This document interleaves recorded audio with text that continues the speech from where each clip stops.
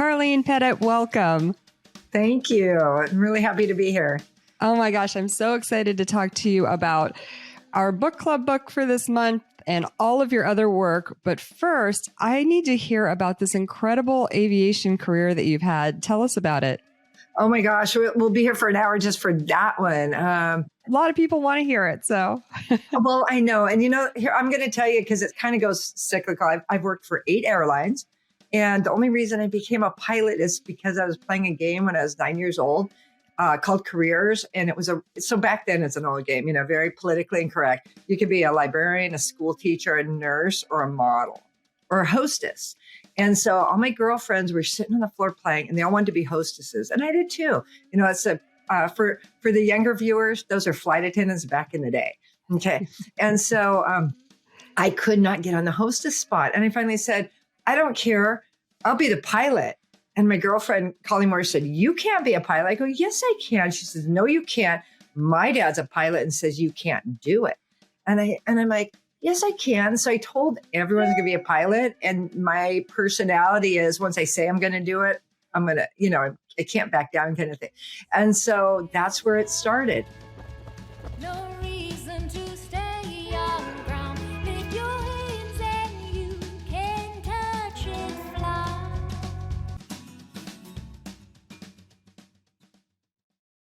Hello and welcome. I'm Liz Booker, literary aviatrix on social media and host of the Aviatrix Book Club.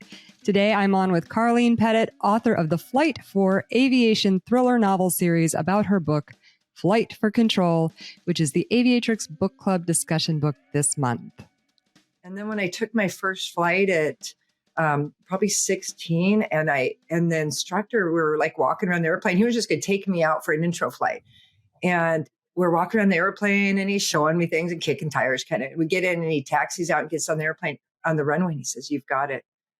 I go, I don't have it. I don't know how to fly. He says, I'm going to show you. And so he let me at 16 years old, take this airplane down the runway and rotate. In that moment, I thought, wow, they're going to pay me to do this. This is so cool. So it's first for a teenager, probably the most empowering thing you do is put a teenager in an airplane and let them know how much control they have over their lives. But the irony of this thing is because now, you're the first one to know. Officially, publicly, I retired on the 31st of January.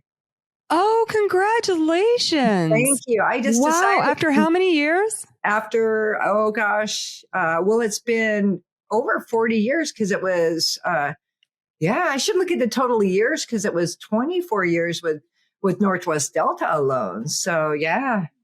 That's amazing. Congratulations. Thank you. It was time to jump out but now it's kind of fun because now with that story, the irony of this whole little thing is I've never been able to tell who my girlfriend's dad worked for who said girls can't be pilots. She was a Delta pilot. And so daddy was a Delta pilot and that was a culture there. And so now here we fast forward, I go from starting to fly and I fly for Evergreen and Braniff and Guyana and Coastal Airways and Northwest and, and America West. And I end up all these airlines and I end up at Delta Airlines. The very airline that I'm retiring from was the only reason one of their pilots said girls can't do it. What a great unfortunately, story. They kind of have that same culture down there, but we're going to go down that path. But it's kind of like it's a culture. It's still the deep South, and we're, we should be, sweet and nice, and they tolerate us as long as we keep our mouth shut. Don't tell my me goodness. Yeah, but it's really fun to go the full circle and see how your life started and how it connected to the end.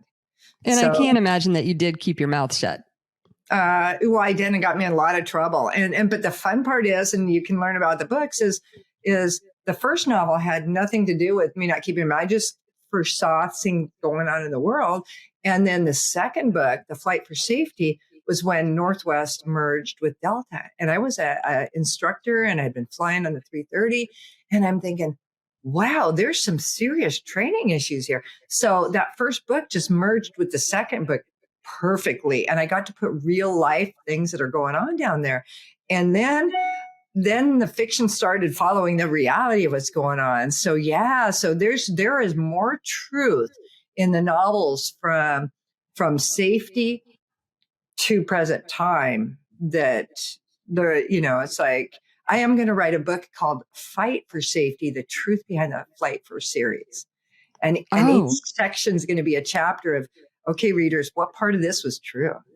Oh, that's excellent. Yeah, I can't wait to read that and to talk about all your books. How awesome. Yeah. So my journey has kind of been later years, the Delta years has been documented in the later novels. And the first novel, Flight for Control, is kind of my history of what I've seen when I started flying and where I projected this industry to be going and the issues. And yeah. So I want to say I'm so excited to talk about this in the Aviatrix book club this month because it brings a kind of a fresh perspective, a little bit of diversity in terms of roles and topics, than what we normally read.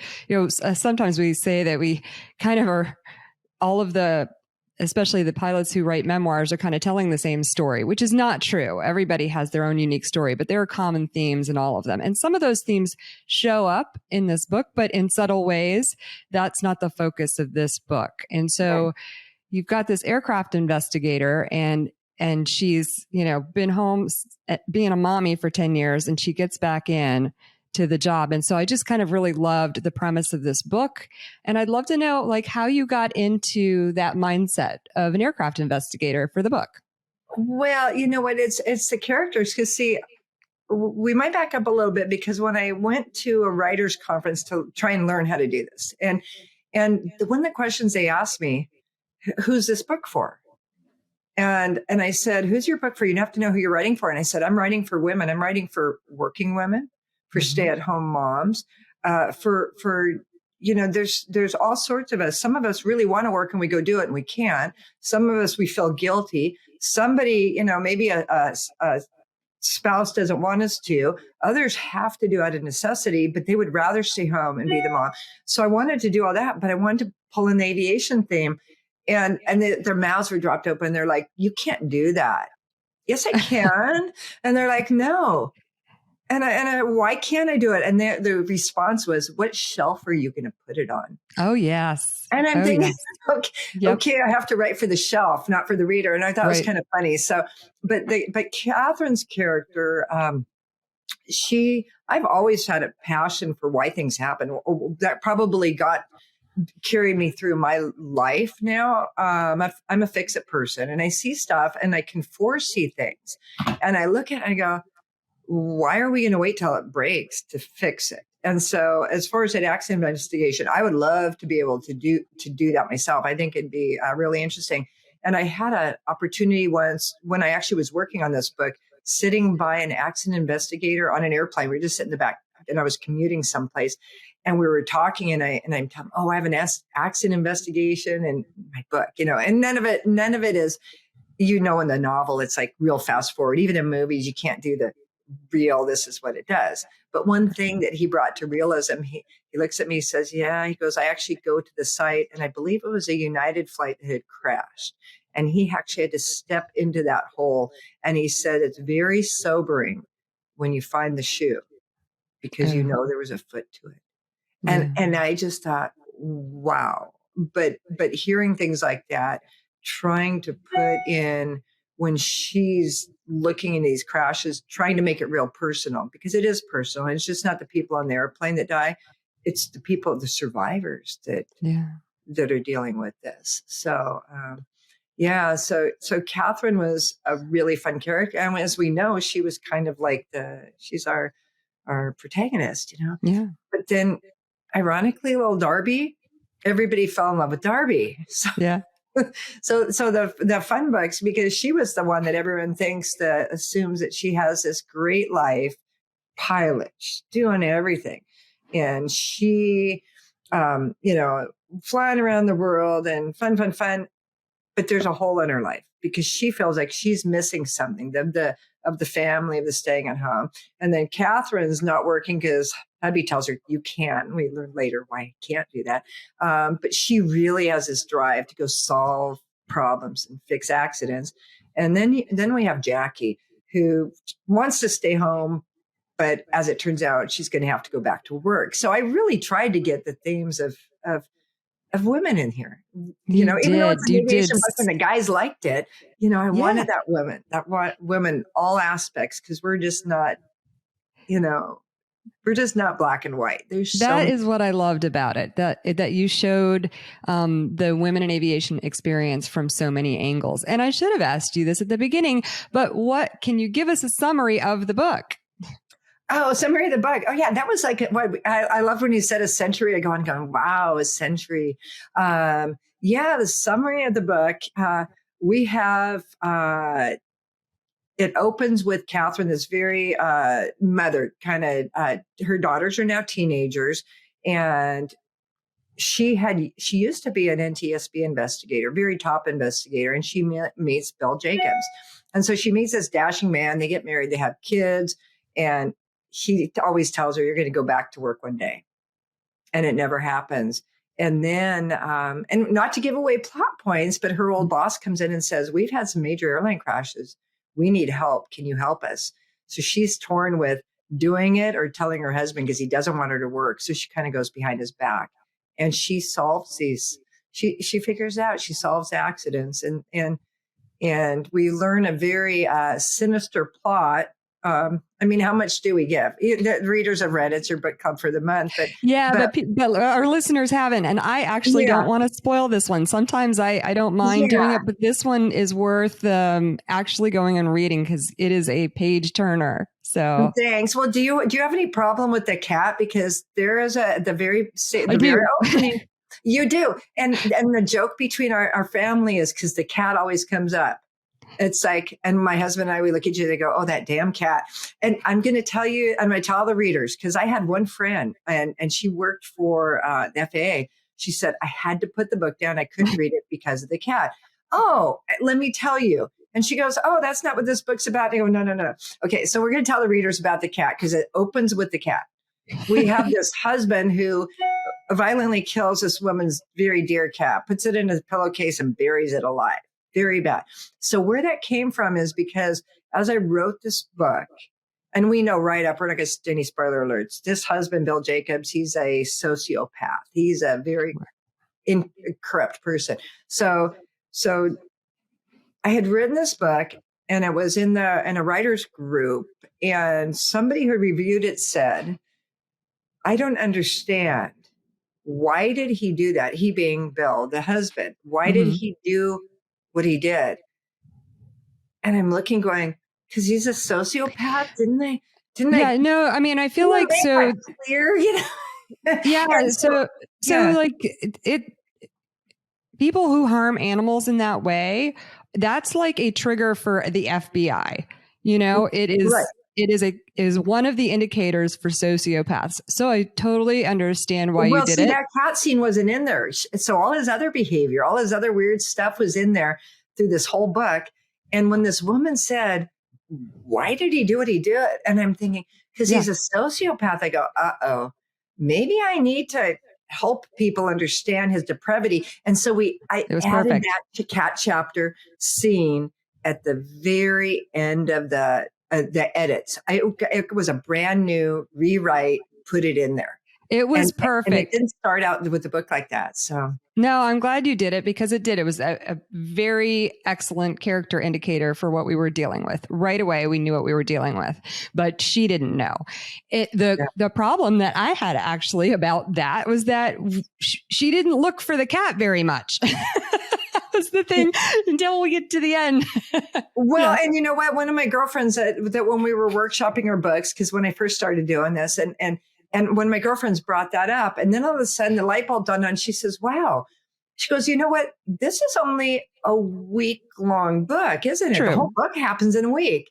True. And then she thinks about it a little bit, and because she has cats, that's her life. She's, the kids are gone and the husband's gone, but she's got her cats. And so this cat scene really bothered her. But then she brought up that exact same question. So we actually discussed it and thought, and so there's a couple little things in there. She did maybe put the food out, and I added in, because of that dialogue, a couple little indicators, but it was a week and the cat runs off a lot, so hopefully it'll be back. But yeah. Well, the cat is just one small part, but you're right. It was jarring. So yeah, I don't want the readers to think that this is a book about mutilating animals, because trigger warning for people. Yeah. Yeah, it's just a character developer, Correct. Yeah. Yeah. And a very effective one. And so this book is the first of many, and I have so many questions about that. But there's, an arc you have going on, and I understand that you have more books that you want to publish. So you mentioned a little bit about it, but take us through the series of books as it stands now, and just a little bit of the direction that you want to head with it. Well, this book, the underlying theme of this book is what I can see happening in the world. It was at a time when when they were changing the flight hours. So now they're increasing it from 250 up to 1,500. So not many pilots could do this. They're taking pension loss. The whole industry was degrading what the pilots could do, and then it was making it more difficult to even to become a pilot. And so I'm looking at this. Why is this industry doing this? Why are they breaking the job itself? And how long would it take to break the job before you broke the pilot? Okay, so there's another element of this that you refer to a lot, but I'm not sure that I fully understand, and that's the term deregulation. Can you just give us a brief explanation of that? Yeah. So back in the day, that when the airlines all started, everything was regulated. Okay. And they had, and anyone could play. And so what they did is they deregulated the industry. And so they could start bringing new players in, and, like new airline companies. New airlines. And it has to be a fair playing field. And because if you can imagine the airline the size of Delta, they could sustain and lower their rates to $20 a seat and just shut down the little guy. So I mean, it's just the country. So it's really not a significant part of this. Okay. It was just kind of what was going on, kind of the beginning of this 3 world airlines to now how many do we have, Yeah. But we're going the other direction. Interesting. So the little guys are starting to fall back. So, but the whole industry, the concept of this was, why is a government and airlines alike allowing this industry to get broken? Why are they doing this? Why are they providing substandard training? Why are they making more flight hours? In the industry, there was a horrific accident called Colgan Air. And actually, for the readers, the accidents in this book are based on real accidents. So the real accidents, I just went in and created the why to be different. But they've all really did happen, just not why they happened. And so this Colgan Air was the opening, the prologue. And in response to that, it was purely, granted the pilots were fatigued, but it was a training issue. Pilots were not being trained properly, and they didn't have the proper training, didn't have proper understanding. And what the regulation did, they said to appease Colgan Air, we're going to change the flight hours to 1,500. And so the world, people think, oh, that must be better, right? That'll never happen because we have pilots have more flight hours. That's not the reason it happened. But that shift started to create a pilot shortage. And everybody hears about these pilot shortages, right? Yeah. So they started a pilot shortage. And so I'm going, why did they start a pilot shortage? And why aren't they just fixing the problem doing training? Okay. And so then the second novel, which we roll into Flight for Safety, when I go into the new airline and see the training going on, now the events in the training world in that book really did happen. And if the readers remember the Air France 447 crash, as this airplane floated down as a leaf, it was an equipment failure.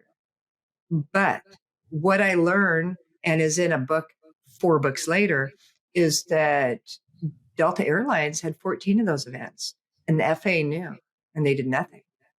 So with this current information, so this Flight for Safety book is all about Airbus, and we have an event of this happening.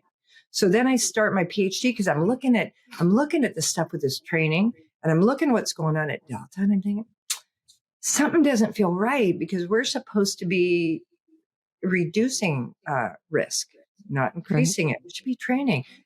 Nothing made sense. So I started my PhD, and then we have the flight for sanity, or no, actually that was flight for, I got to look, survival. And that's kind of just a little fun book with a lot of the issues going on, but it was right at the beginning of my PhD. So the characters are there. What's your degree in? What's your doctorate in? Aviation safety. Okay. So makes yeah. sense. Yeah. Okay. So that one has kind of the same theme of identifying what the problems are. I put a little drug smuggling in there because it really did happen once again, and the readers go, whoa. Yeah. So there's a lot of truth in these things. And I can't give a plot point away on that one. And so then I'm like fighting for safety, and my character is fighting for safety, and Catherine is fighting to create regulation change. And I'm kind of now both characters. But then I'm also kind of the Jackie character. I'm not the flight attendant, but I'm a mom. And I've, trying to do the mom things with all this. So what happens is I'm working on my PhD thinking there's got to be something more. And I learned about safety management systems. It's a risk mitigation tool, and it became a federal regulation. So I'm like working on my PhD, writing my books. And then I go into put a 54-page report together, and I gave it to my company. And holy cow, did the world fall apart. First, I was warned 2 months before I went in there. They delay. And what ultimately happened, which is in the Sanity book, and I have a flight for Sanity is, which parallels, is my airline paid a doctor $74,000 to give me a false medical diagnosis. So I didn't fly for 2 years. And because of this, but the plot points are in the book. And so then we go into Flight for Truth, and Flight for Truth is Darby. They did this to her because she's fighting for it. And so she and Catherine on the inside on the FAA, we've got a lot of the FAA issues, what's going on in the political realm of this. So the Flight for Truth is her journey while she's out trying to get back. Now, like in that book, this is where the truth is. During this time, I had just been pulled for mental health. I'm not allowed to fly. But at the same time, German Wings had just crashed. The pilot who suicide went into the mountain. And I'm on a news radio show. They're calling me, and I'm on a podcast like this with a doctor, and we're discussing these issues. And nobody knows on this news podcast that I had just been pulled, because they're going, oh, she might be like that German Wings pilot, because she's the reason they did it, I was overly concerned for safety. Oh, yeah. And I was too emotional, overly concerned for safety because, so this is going on. And then I'm also out speaking at aviation seminars, but all this is in Flight for Truth. Wow. And then the book that just came out that we'll be marketing this month, and actually it missed the conference last year, but it's called Flight for Discovery. And so the fascinating thing is, because I filed what they call an Air 21 case. My character in the book does the same thing. We haven't got her results yet because we haven't got the justice book. But in that book and in the real life and the real story behind the scenes, when we filed this case, Air 21 is the whistleblower law. We went into discovery, and the doctor that they paid, we don't know why. Maybe he was arrogant. Maybe he thought that Delta was going to give the information because they're legally required to, but he gave us all emails. We found out that they were in a hotel room in Chicago for 10 hours creating a strategy. We learned that's where we learned that they paid him $74,000. We learned that's where I learned that Delta had 14 of those events, because apparently when I wrote a safety blog about Air France to prevent future accidents, that hit a nerve, because they had 14 events and the FAA knew, and they didn't do anything about it. And they could have prevented that crash. The FAA could have prevented that crash. So all these things are in these novels. Okay. But I have the fictional characters, and so it's rolling into one to another. Now, hold on. I have so many questions. Hold on. Oh my gosh. Okay.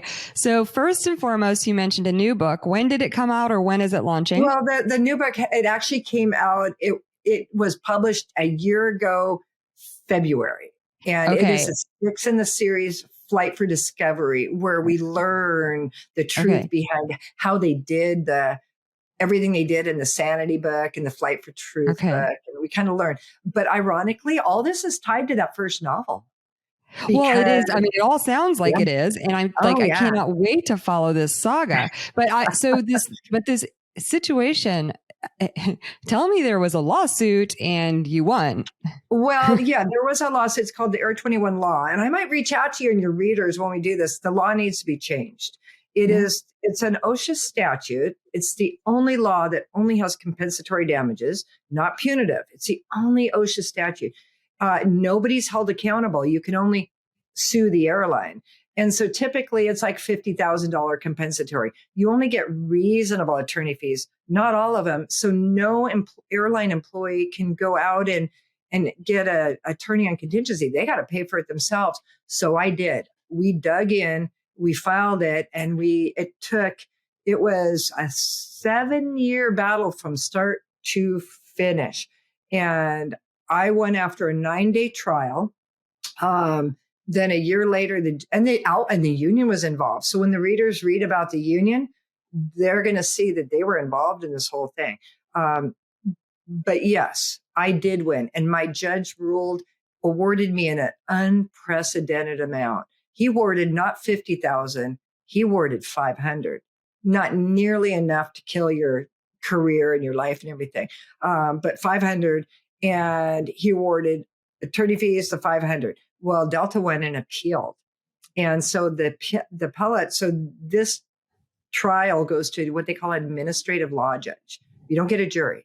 At first, I was a little worried about that, but this man was so intelligent and he understood aviation safety, and he was actually such an honorable character. I'm going to, in the Flight for Justice book, that's going to have to dig really hard to even try and create the character that he is, because it's going to be hard because he's such an honorable person. And he asked such good questions during the trial. And the fun part in the trial, the reason the doctor diagnosed me, and when we get to the books, and that's a little shift because I have to shift, Darby doesn't have any kids, but he stated in court, she had to be manic. No woman could do that. She had 3 kids in 3 years and was a pilot. No woman could do that. Okay, wait. So I actually listen. I got my wings as a mother, and I had 3 children in my career, and I went to grad school and did all these things. But let me tell you something. When I hear about all these things that you do, I have to be like, so most of the women that I talk to who have written books, it's after their careers. Nobody has time to write a book while they're actively flying, and then put on top of the fact that you have children. So tell me how you did that. Well, so my first novel was actually after the kids were gone. I mean, They were out, and I started it because I had to go out. I had a hip replacement. So I thought, okay, I can go to fly. I'll go to a writer's conference. So that's how that started. And then I wrote my novels while I was at work, and my husband, he's just, he's like, I told him that we're going to have to start learning to share the remote now that I'm retired, but he likes to sit here and watch his football and his baseball, and he'll watch his sports. And so I'm like, I'm not going to sit on the couch and glue the TV. So I'll just sit over here and write and chat with him when he's watching. So it wasn't that daunting. And it's like a passion. It's fun. I've never had writer's block. I just put the words down. It's fun. And then once you get them down, then it's really fun to go back and start crafting language. That's so inspiring. That's so fun. So inspiring. I'm in awe. Yeah. So, for your readers, if they went out, this got all the way to the FAA. The FAA administrator was one of the people who retaliated against me. He was a senior executive at Delta. He was involved. So Captain Sullenberger, actually, if you recognize that name, he's the one that he reached out and said, Karlene, did this really happen? I'm hearing rumors. And I said, absolutely. And he was so kind. And he said, I don't think Steve Dixon should be the FAA administrator. I'd like to try and stop this, but it's going to put you in the mud. And I go, you know what? I'm already there. please. I said, do it, because I don't think he should be either. How can you have an FAA administrator who violates federal aviation law? It makes no sense. So there was a big issue, and he wasn't even working for Delta at the time. He had retired approximately 6 months earlier to kind of get out of the fire of what was going on with the lawsuit. And so then he goes out there, and he's not working for Delta for 6 months, and they sent their legal attorney out to DC to defend him. He ended up getting it simply because you couldn't name individuals in this lawsuit. And so, but what happened is Delta appealed and Delta lost. And when they lost, Steve Dixon resigned to spend more time with his family. I think his resignation was within 2 days of the. Wow. Yeah. But what happened, which was really unfortunate, and it actually kind of hit my health big time, is even though Delta lost their appeal and I won, what this administrative review board said, which was really disheartening and wants, I really got to change this law, is they said, wow, that's Delta, you did bad. But Judge, why did you award her so much? That's unprecedented. You can't do that. She has to prove. We're going to let you go back to trial and prove all the reasons why, and that you did this. So we set up a trial date for a year later, and I'm still getting retaliated at Delta. They're still doing these little insidious things. Nobody's been held accountable. I've got to work with the people who did this to me. Wow. And it's just ongoing. And so we're setting up for trial, and I'm ready to go back because we have so much evidence. And if we go to trial, Delta's attorneys might make another $2 million. My attorney might make another 100,000. And me, I'd be out pain, suffering, and probably, potentially could not get anything more, and so on paper it didn't make sense. So this fall, I want to say maybe September-ish, Delta finally came after all this and said, will you settle? And I did. But I'll have to tell you, I don't know if it's the psychology of that took my health, but I feel like I made a deal with the devil. And logically, it makes sense. Don't go to court. I wouldn't recommend that for anyone because it's not on your best interest to go to court if you don't have to. Yeah. And I knew we were going to win, and I knew they were wrong, but settling felt like I let them get off the hook. Yeah. But it was really the law. This law let them get off the hook because all the individuals who were involved, all the way up to the CEO's involvement. And when the readers get the Flight for Discovery book, they'll learn why the CEO is involved.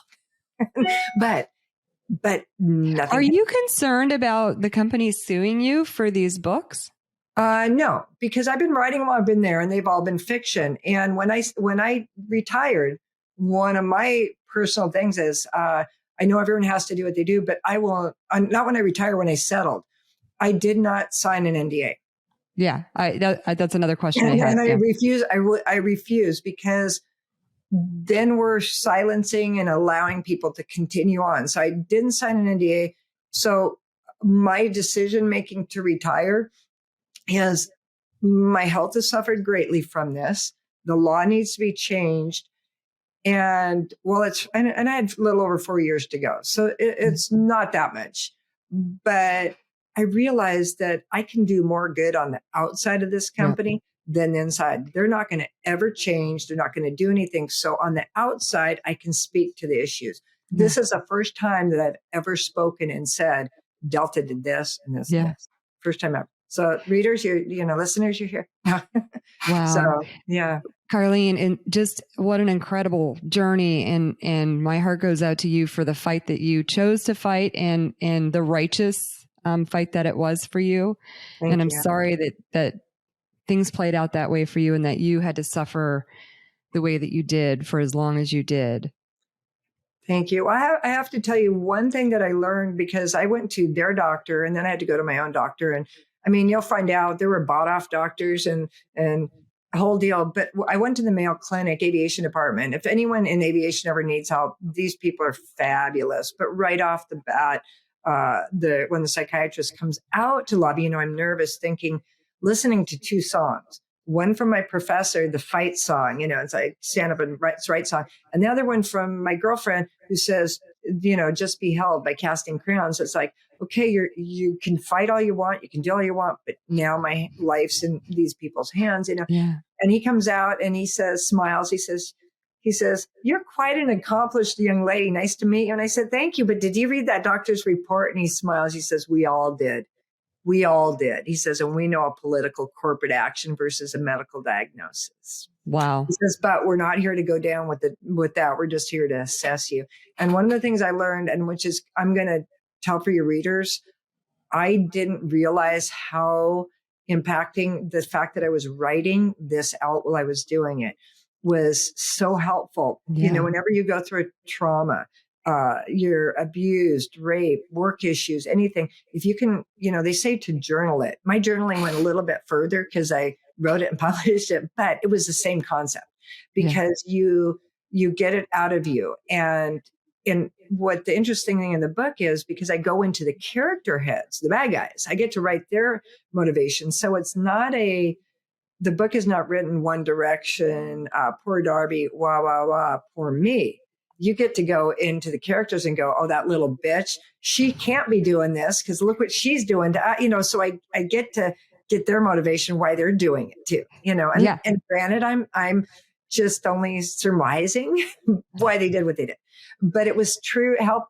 And I didn't realize it until when the doctor's in there, he asked me, and when I was going through this process at Mayo for 3 days, and I walked in and he's looking at me, speculative, and he says, what have you been doing?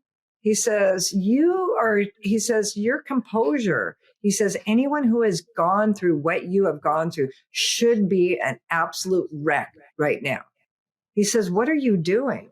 Mm-hmm. And one of the things I told him was about this book. And I also told him, when we have life-changing events that our life's not over. It just could be different. And so I shared a chapter in the book and I said, one of my characters, who's me, I actually have a master's in human services, which is a counseling degree. So my counseling degree character is telling the pilot character, you know what? They may very well get away with this. Yeah. But your life's not over. It's just going to be different. So if everyone can always know, no matter what's going on in their life, they may have a job loss. They may have a spouse loss. They may lose a child. Your life's not over. It's just going to be different. And to help you get through it, write it. Just write it, And I hadn't realized when I was doing that, but in retrospect and having that conversation with him, pure therapy. And what have I not been doing? I haven't been working on my next novel for the last 9 months because we've been dealing with going to trial. And so I have to get back into I have to get back to my writings because this is my therapy. Yeah. Oh my gosh, that's such a great message. I love all of that. And one of the things I'm trying to do here is to, encourage and inspire and provide the tools for other women in aviation to tell their stories in whatever way. I love the way that the direction that you took it for yourself. It's like, Patty Bear wrote a book about her Mennonite childhood and she called it an accountability project. I feel like you are doing this. This is an accountability project, but you're able to do it in a fictional way. And, and shed light on the truth without having to say all of the truth. And I think that's very creative. And I think the suggestion or you encouraging people to just write, I feel like we should all do that anyway. Whether we're going to publish anything or not, like if you write throughout your career, you write about those experiences, you write through the hard stuff, you write some of the fun stuff, then you'll have these volumes of, stuff about like how you were feeling then. And, you'll have those memories if you choose to do something with them to draw from. Right. I have a question on that topic. Is there a memoir in your future? I don't know. Actually, the flight to success is kind of a little bit because it's stories of my life and that I tried to, and my experiences, but others. So I don't know if there will be, but I'm the proponent of never say never, so I have so many other let's put it this way. I have so many other projects first that I wanted to accomplish. So we'll see. I heard another interview with you where you're kind of talking about where the rest of this book arc goes and talking about automation and moving toward. And so like these issues that you address in this book, which was written over 10 years ago, and that you obviously kind of carry these threads through the rest of your books. So what direction are you moving now with the stories? What are your concerns about the aviation industry, and what are you going to highlight? Yeah, no, that's excellent, because at the very beginning of this, I kept wondering, why are they doing this? You guys are creating a pilot shortage. Why would you create a pilot shortage? Then when I got into the PhD and I learned about next gen, it was supposed to be, it's when we get fully automated. It was supposed to be 22, 23. And we were going to have an unprecedented set of accidents during this time frame, because this is when next gen was supposed to be in. But because of security, and they haven't got there.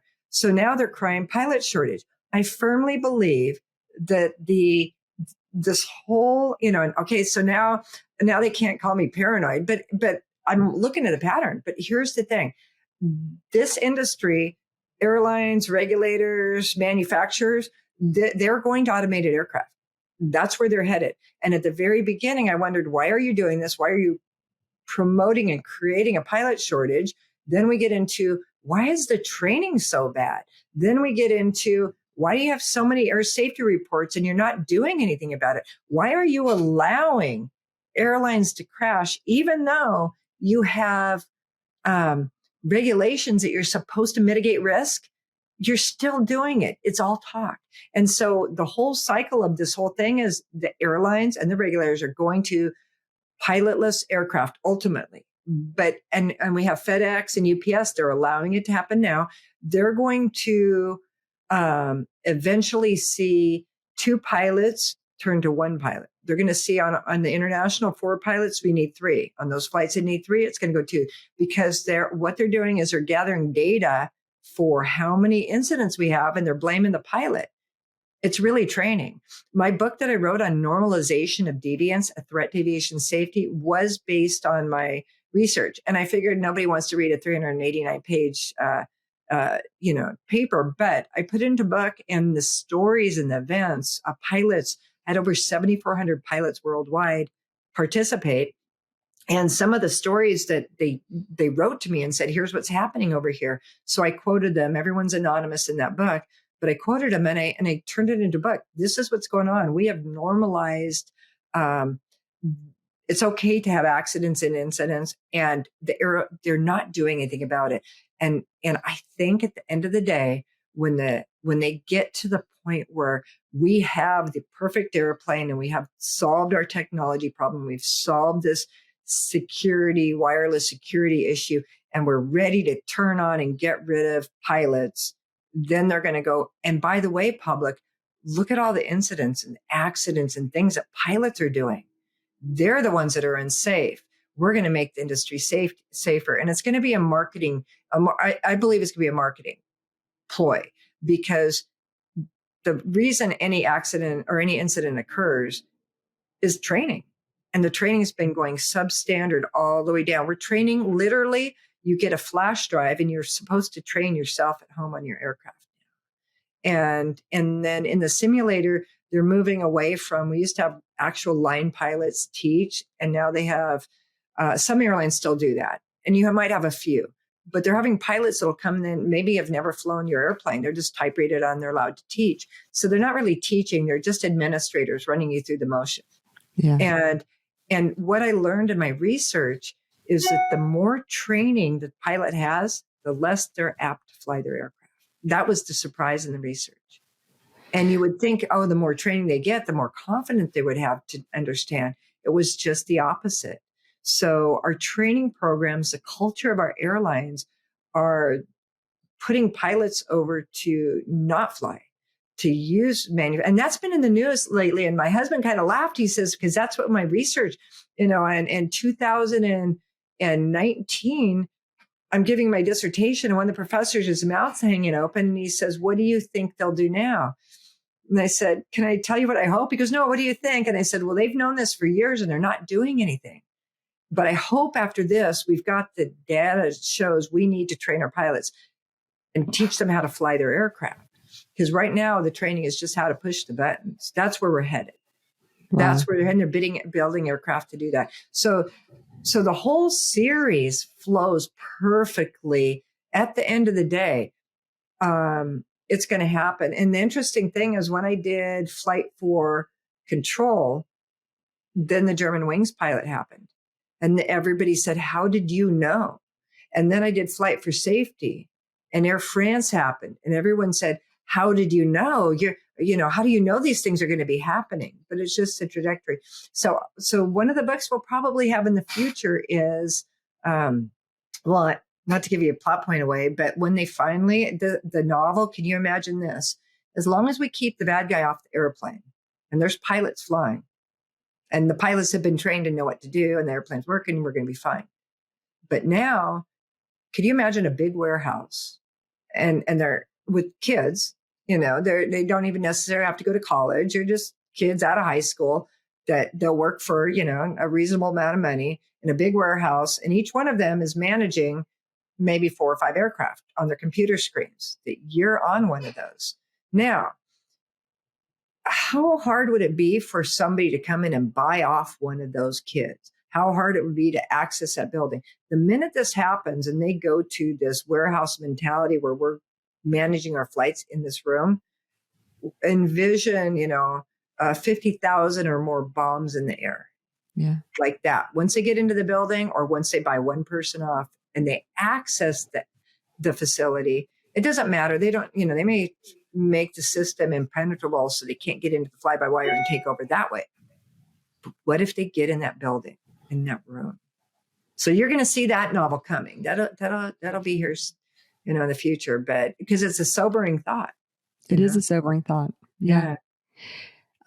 With this concept of predicting that we're going to go to automated aircraft, I think about the things that I'm doing right now when, my passion is inspiring young women to join us in aviation. Do you feel like that's a fool's errand? No, you know what? Because I don't. Because first off, I'm going to be, that was part of my retirement plan. Even when I retired, my retirement plan was to try and stop this as long as we can. Okay. I think that it's a very empowering thing. If somebody has a passion, they should go down, absolutely do it. Because it really is, there's challenges with the job, whether you're a man or a woman. You're over, depending what type of flying you're doing, if you're going out commuter or if you're international and you're not sleeping, there's challenges, but there's challenges with any job. Yeah. But I would still promote it if somebody has a passion and they want to do it. Absolutely. Because it's pretty cool to be able to, think about it. And even when I was walking around that 747, just doing my walk around, I was always in so much gratitude and awe that this 750,000 pound machine can get in the air and fly. And who are the brains behind and built that? Isn't that cool that we had humans that could come together and put that airplane in the sky? It's amazing. Which I'm going to tell you, readers, if anyone loves aviation history, go get the Joe Sutter's book. Joe Sutter, I think it's the history of the 747.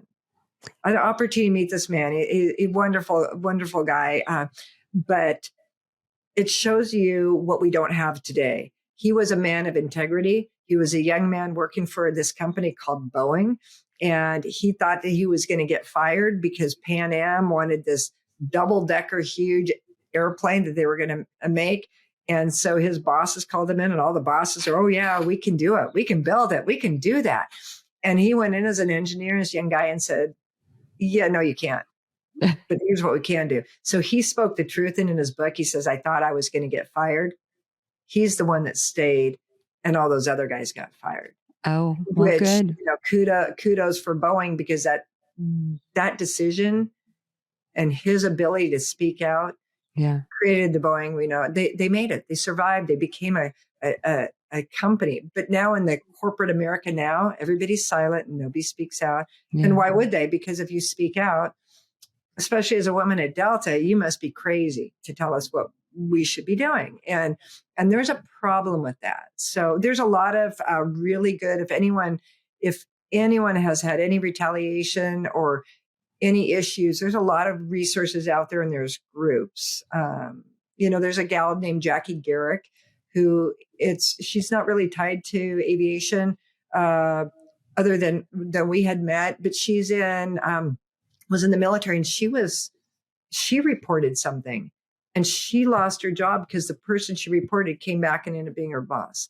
And Yep. she didn't have the money to go to court, and she Yep. did it on her own. And she's got a psychological background, and it's like, anyone who's in a retaliatory environment, it's like they will suffer post-traumatic stress.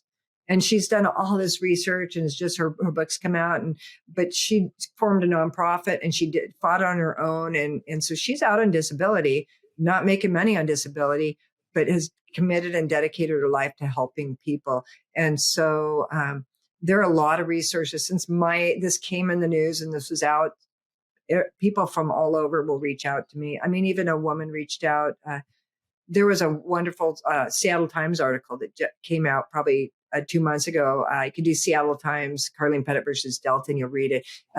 It was probably the most comprehensive right when the settlement occurred. And from that, a woman reached out to me, and her son had been a Delta pilot and killed himself because he didn't feel he could get help. And because if we go get help, then we lose our medical. Yeah.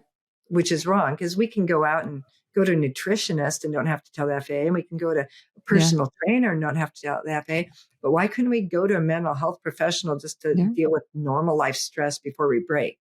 Yeah. And there's a lot of work that needs to be done in this industry. Yeah. But for anyone who has any issues, there's so many resources, and you can give them my email, and I could point them in the right direction or help them or guide them, because, it's just, we can't do it on our own. And that was the most isolating thing, is when I had to go through this on my own. I had some very good friends, but they worked for the airline and they were fearful too. These issues are so important, and you have really shined a light on something, that I haven't had the opportunity to talk about this particular topic in the canon of interviews that I've done. And so I think it's really relevant, really important. We have had some books, Robin Carden is writing fiction as well. So she addressed mental health also in her book. So, some of these themes we've touched on a little bit, but never gone deeply into them. And then your personal experience is a story that everybody should hear, understand, have access to you if they find themselves in a situation where they feel like, that they need to blow the whistle and they feel like their job is at risk. So I think that's wonderful that you are willing to talk about it. But I do just want to, before we wrap things up, I want to make sure that we just talk briefly about this actual writing and publishing career. You kind of already talked about, the writing, why you did it, how you do it, like just hanging out at home or on the road. But then publishing, tell us just a little bit about how you got your books published and how that's going for you now, and anything you want to tell us about your marketing so that our authors who are close to that can learn from you. Yeah. So for the authors who are listening to this, my very first book, if you look at who endorsed it, and one of the names is Robert Dugoni. I love him. He's an attorney. He's a prolific author. So he endorsed it. I don't remember if Mike Lawson did this one too, but I've had, and these writers are wonderful. So what I did is I went and asked them. Now Dugoni's story is wonderful, because I asked him, would you read it? And these guys are busy. So I mean, these authors, you're really busy. So I was so appreciative that he took the time. Mostly they will open up a book and start reading it and go, because they know there's a book out there called In the First 10 Pages. You kind of know in the first 10 pages if it's going to go or not. And so he read the entire book, and he wrote to me and he said, Karlene, I loved your book. I would not have read through the entire book. He goes, but I did not like the ending. And here's why. You made Catherine a victim, or Catherine wasn't her own hero. And he says, this is probably not what you want to hear. But other than that, I loved it. And I responded, that's not what I hoped to hear, but that's absolutely what I wanted to hear. And I said, you're absolutely right. Because when we have our heroes in the journey at the end of this book, somebody came in and saved Catherine. They came and saved her. And I'm thinking, wait a minute. No, we have to have our heroes save ourselves. Now, my hero was doing something really dumb and putting herself in peril. So what I had to do is go back and go, okay, she's doing something dumb, which we all have, but we do it for a reason. So what I did is I went back and put in the reason she did something dumb. And then I made her more proactive in how she knew she was doing it. She put herself down and she covered her bases to try it, even though she knew could die and not make it. She was going to get out of this. If she didn't, she could still solve the problem. And so I went and rewrote the book, but I thanked him. And what Robert said, and has always stuck with me that every reader should hear, is he said, you're going to go far because you're teachable. Yeah. Okay. Now, I've read hundreds of books. People, oh, will you help me with my book? Of course I help you with the book. And I'm reading them and I try and give them advice. Pilots typically, because we know what we want to do. And your book is your baby. It's like, how do you go critique somebody's child that you've just raised for 10 years? It's like, or your child's horrible. It's you. It's your baby. So it's really hard as a writer to get constructive criticism and listen to it. You get defensive. You want to defend what you did, why you did it.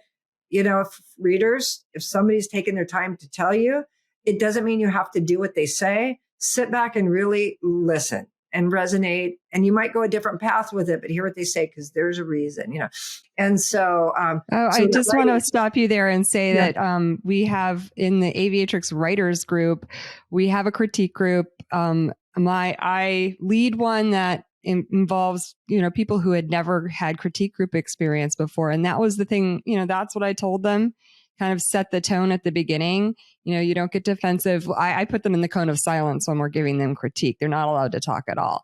And fortunately, like they have just embraced that style of receiving critique and really take it in and have applied it. And I too, like you, I love that idea of sending your work to an accomplished author, which I have done. I sent my work out for beta readers about 6 months ago, and I sent a copy to a young adult author who I really respect, who's also aviation related writer, Elizabeth Ween. And she came back and she was like, your book has a problem here. And so you're going to want to fix it. And she was right. And so I'm rewriting it. So that's wonderful that you did that. Well, and it is. And it's like, you shouldn't feel bad your book has a problem. You should go, yay, thank you. Yeah. Because thanks for telling me now. Yeah. And because these people are really busy and they're they have given so much to be able to take their time to tell you, so it's really important.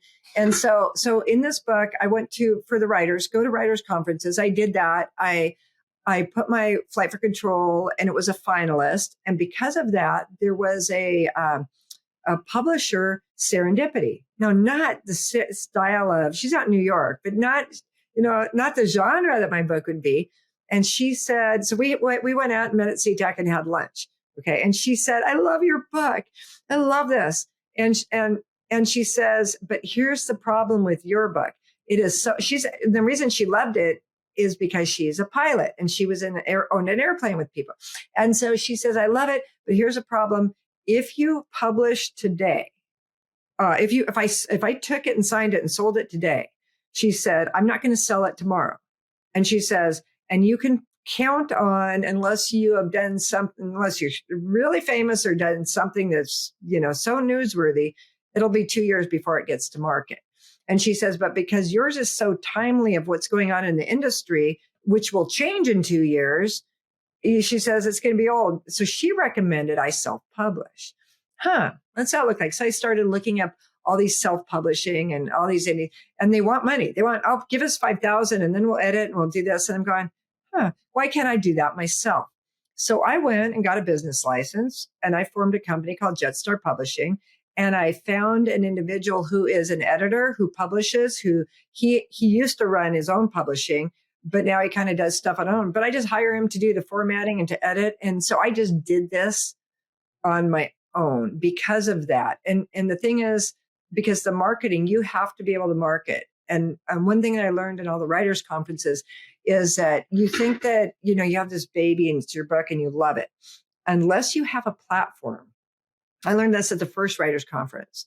Unless you have a platform and you're known and you have 3 or 4 other books in you, chances are they're not going to, publishing's not going to take your single only kind of thing. They want to know what else, who are you? How many people know you? Because they just don't spend the money on marketing. You got to market yourself, So for the writers who want to get that marketing, I was advised, get a Twitter account. I'm like, what's Twitter? And now I have like 20,000 followers. It's like, you need to blog, what's a blog?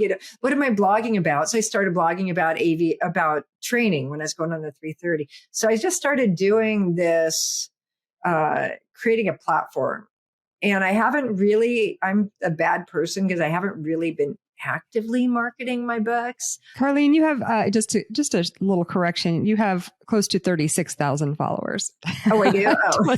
The funny thing is when I got on Twitter, and I'm going to tell people this is how you do Twitter, because there's a friend of mine and he's got a whole series of books and he loves them. He says Twitter doesn't work, but he hired somebody. Nobody on Twitter is just going to go open up a link. How I started developing people, I love people. I love stories. I love interesting. So I thought, okay, what is this Twitter? I learned what hashtag aviation is. So I go hashtag aviation and I start reading stories.